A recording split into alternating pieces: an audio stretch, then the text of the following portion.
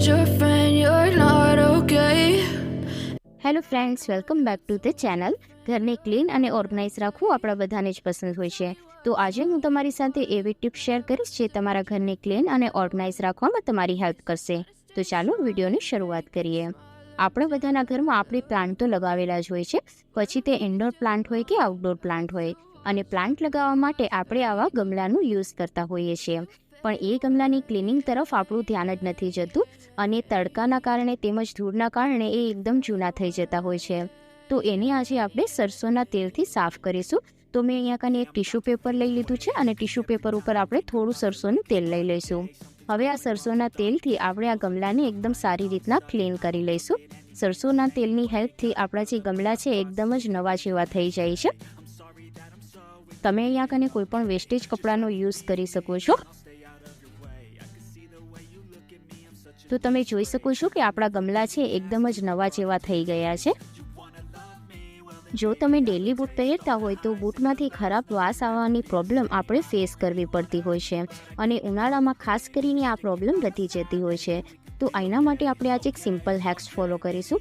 તો અહીંયા કને મેં બૂટની અંદર ન્યૂઝપેપરને આવી રીતના ફોલ્ડ કરી અને રાખી દીધું છે. આને તમે આખી રાત માટે જો તમે મૂકી રાખો છો તો સવારે તમારા બૂટમાંથી બધી જ ખરાબ વાસ છે એ નીકળી જાય છે. તો આ હેક્સ તમે જરૂરથી ફોલો કરજો.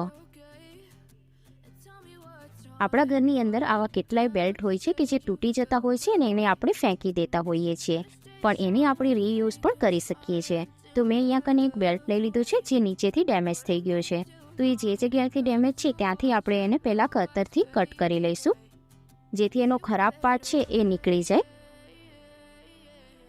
તમે આ બેલ્ટને એઝ ઇટ ઇઝ પણ યુઝ કરી શકો છો, પણ આને હું એક સારું લુક આપવા માટે અહીંયા હું એને કલર કરી રહી છું.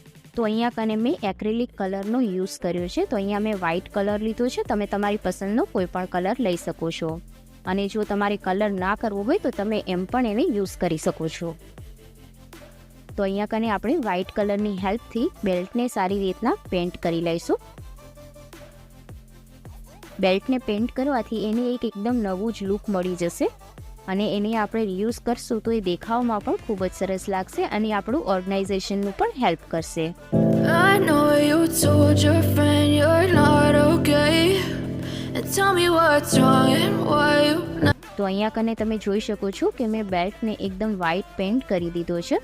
હવે આપણે બેલ્ટને થોડી વાર માટે સુકાવવા માટે મૂકી દઈશું. 5 થી 7 મિનિટની અંદર આ કલર છે એ સુકાઈ જાય છે.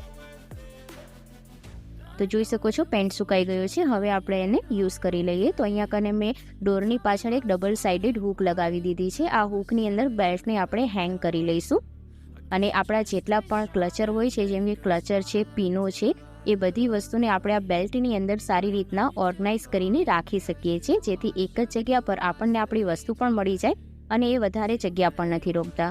તો તમે જોઈ શકો છો કે મેં અહીંયા કને જેટલી ક્લિપો અને જેટલી મારા ક્લચર હતા એ બધા જ મેં અહીંયા કને ઓર્ગનાઇઝ કરી દીધા છે. આ દેખાવમાં પણ ખૂબ જ સરસ લાગે છે અને ઓછી જગ્યાની અંદર આપણી બધી જ વસ્તુઓ એકદમ ઓર્ગનાઇઝ થઈ જાય છે. આપણા ઘરની અંદર આવા વધારે ફ્લેરવાળા ફ્રોક તો હોય જ છે અને આ વધારે ઘેરવાળા ફ્રોકને ઓર્ગનાઇઝ કરીને રાખવા આપણા માટે મુશ્કેલ થતું હોય છે.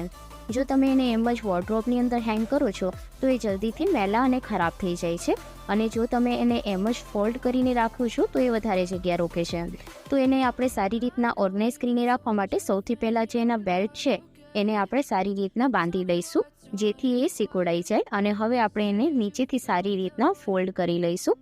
તો એને ઓર્ગનાઇઝ કરવા માટે મેં અહીંયા કને એક જૂના તકિયાના કવરનો યુઝ કર્યો છે. આ તકિયાનું કવર છે એ એકદમ જૂનું થઈ ગયું હતું અને આ કોઈ પણ કામનું ન હતું, તો આને આપણે રીયુઝ કરીશું. તો અહીંયા કને તમે કોઈ પણ તકિયાના કવરનો યુઝ કરી શકો છો. તો હવે આ તકિયાના કવરની અંદર આપણે આ ફ્રોકને સારી રીતની અંદર મૂકી દઈશું. તકિયાના કવરની અંદર તમે રાખો છો તો એ જલ્દીથી મેલું પણ નહીં થાય અને તમારી ઓછી જગ્યાની અંદર તમારું ફ્રોક છે એ ઓર્ગનાઇઝ થઈને રાખી શકો છો તમે. I know you told your friend you're not okay. તમે જોઈ શકો છો કે ફ્રોક છે એ આની અંદર સારી રીતના આવી ગયું છે. તો હવે અહીંયાથી બંને બાજુથી એને ગાંઠ મારી દઈશું. આની અંદર તમે હેંગર લગાવી અને આને હેંગ પણ કરી શકો છો અને આને એઝ ઇટ ઇઝ પણ રાખી શકો છો. આને તમે જેટલું પ્રેસ કરશો એટલું આ પ્રેસ થશે, તો એના ઉપર તમે કોઈ પણ બીજી વસ્તુ પણ ઓર્ગનાઇઝ કરીને મૂકી શકો છો. તો આ હેક્સ તમને કેવો લાગ્યો કોમેન્ટ કરીને જરૂરથી જણાવજો. આપણા ઘરની અંદર બધી પ્લેટો હોય છે જે અલગ અલગ સાઇઝની હોય છે, એને ઓર્ગનાઇઝ કરીને રાખવી આપણા માટે ડિફિકલ્ટ થતું હોય છે. તો આજે એને આપણે ઓર્ગનાઇઝ કરવા માટે ઘરેથી જ ઓર્ગનાઇઝર બનાવીશું. તો મેં અહીંયા કને એક જૂના ઓઇલ કન્ટેનરનો યુઝ કર્યો છે, જેને મેં સારી રીતના વોશ કરી લીધું છે. હવે આપણે એને કટ કરી લઈશું. તો અહીંયા કને મેં એક નાઇફને ગરમ કરી લીધું છે અને ગરમ નાઇફની હેલ્પથી હું એને પહેલાં કટ કરી લઈશ. તો ઉપરનો જે એનો ભાગ છે એને આપણે કટ કરી લેવાનો છે. માર્કેટમાંથી જો આપણે ઓર્ગનાઇઝર પરચેસ કરીએ તો એ ખૂબ કોસ્ટલી આવે છે, અને જો આપણું કિચન નાનું હોય તો ઘણી વખત એ આપણા કિચનમાં ફિટ પણ નથી આવતું. તો જો તમે આવી રીતના ઘરની જ વસ્તુઓમાંથી ઓર્ગનાઇઝર બનાવી લો તો તમારી બેકાર વસ્તુનો પણ રીયુઝ થઈ જાય છે અને તમારા પૈસા પણ વેસ્ટ નથી થતા. તો તમે જોઈ શકો છો કે મેં અહીંયા કને એને સારી રીતના કટ કરી લીધું છે. હવે ઉપરથી આપણે વ્હાઇટ ટેપ પટ્ટી લગાવી દઈશું. ટેપ પટ્ટી લગાવવાથી એનું જે ફિનિશિંગ છે એ એકદમ સારું આવે છે. તમે અહીંયા કોઈ પણ કલરિંગ ટેપ પટ્ટી હોય એનો પણ યુઝ કરી શકો છો, પણ મેં અહીંયા કને વ્હાઇટનો યુઝ કર્યો છે, જેથી એ દેખાશે પણ નહીં અને એનું ફિનિશિંગ પણ સારું આવશે. જો તમે મારી ચેનલ પર પહેલીવાર આવ્યા હોય તો ચેનલને સબસ્ક્રાઇબ કરી અને બાજુનું બેલ આઇકન જરૂરથી ક્લિક કરજો, જેથી આવનારા વિડીયોના નોટિફિકેશન તમારા સુધી પહોંચી જાય. તો તમે જોઈ શકો છો મેં અહીંયા વ્હાઇટ ટેપ પટ્ટી લગાવી દીધી છે. હવે હું આને પેન્ટ કરી રહી છું. તો મેં અહીંયા કને એકદમ પિંક કલર લીધો છે. તો રેડ કલર અને વ્હાઇટ કલરને મિક્સ કરી અને મેં એક લાઇટ કલર તૈયાર કર્યો છે.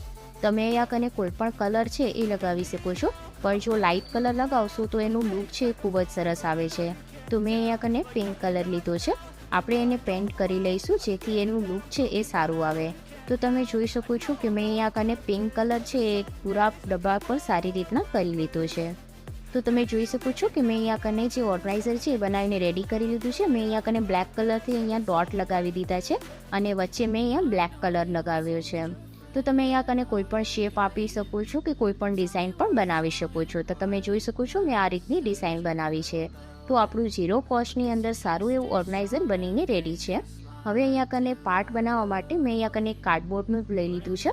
તો એને આપણે વચ્ચે લગાવી દઈશું, જેથી અહીંયા કને 2 પાર્ટીશન પડી જાય અને બંનેમાં આપણે અલગ અલગ વસ્તુ રાખી શકીએ. તો અહીંયા કને આગળનામાં હું એક પ્લેટ રાખી રહી છું. તો અહીંયા કને ટ્રે છે, એના સિવાય નાની જે પ્લેટ આવે છે એ મેં અહીંયા કને રાખી છે. અને જે આગળની જગ્યા વધી છે એની અંદર આપણે અહીંયા કને જે ટિફિનના કે પછી લંચ બોક્સના જે ડબ્બા આવે છે એની અંદર જે પણ ઢાંકણ હોય છે એને ઓર્ગનાઇઝ કરીને રાખવા થોડા મુશ્કેલ થતા હોય છે. તો એને પણ આની અંદર આપણે ઓર્ગનાઇઝ કરીને મૂકી દઈશું. તો અહીંયા કને પહેલાં સારી રીતના એને નાનાથી મોટા એવી રીતના ગોઠવી લેવાના છે. અને હવે આને આગળની જે જગ્યા ખાલી છે એની અંદર આપણે મૂકી દઈશું. તો તમે જોઈ શકો છો કે આ જગ્યાની અંદર સારી રીતના એ ફિટ આવી ગયા છે. હજી પણ જગ્યા બાકી છે. જો તમારે કાંઈ પણ બીજું રાખવું હોય તો તમે રાખી શકો છો. વિડીયો કેવો લાગ્યો જરૂરથી જણાવજો અને લાઇક કરી દેજો.